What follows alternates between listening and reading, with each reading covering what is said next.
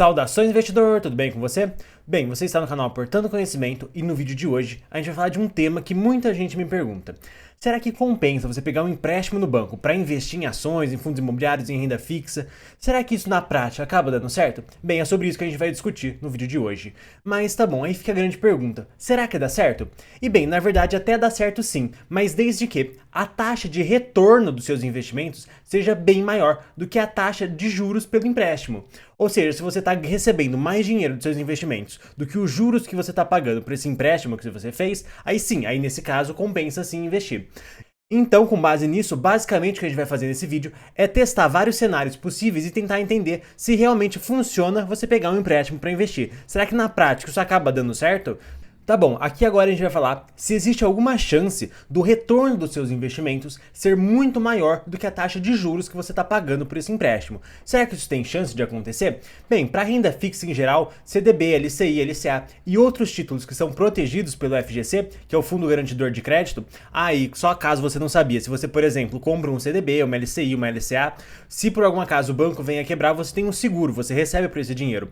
Bem, nesse caso, para essas aplicações aqui que tem proteção do FGC, a resposta é óbvio que não. Não tem como eles terem uma taxa maior de rendimento sobre esses títulos do que os juros que você vai pagar sobre o seu empréstimo. Porque, na verdade, os juros dos seus empréstimos vão ser sempre muito maiores do que os juros que você vai receber aplicando nesses títulos aqui. Isso porque os empréstimos eles são feitos pelos bancos e na verdade o banco ele também pode emprestar o seu dinheiro para uma CDB, para uma LCI, para uma LCA, então meio que não existe como, por definição, você ter um retorno maior investindo em renda fixa. Então já aqui a gente já chega obviamente a descartar que você pegar um empréstimo para investir em renda fixa obviamente não faz sentido nenhum.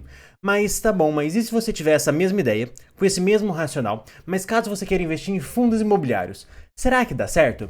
Bem, na verdade ainda não dá certo, porque a taxa de juros ainda é muito alta.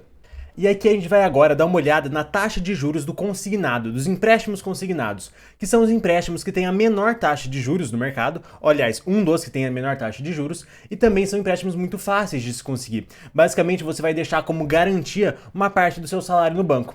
Então assim, quando o seu salário cair na sua conta do banco, o banco vai lá e já pega automaticamente um pedaço. Daí que vem a história de ser um empréstimo consignado. Isso aí também pode ser feito caso você tenha aí uma aposentadoria, uma previdência e por aí vai. E nesse slide aqui, a gente vê a taxa de juros do empréstimo consignado. E a gente vê que ela é muito alta. O que tem a menor taxa é o Banco do Brasil, que tem 16,6% ao ano. Mas aqui a gente tem 17, 18, 19, 20 e por aí vai. E aí eu te pergunto, será que tem algum fundo imobiliário que rende tudo isso? Será que tem algum fundo imobiliário que rende mais de 16% ao ano? Então, na verdade, até tem. Alguns fundos imobiliários de papel até renderam mais do que 16% ao ano nos últimos 2 ou 3 anos, devido a uma alta inflação que a gente sofreu.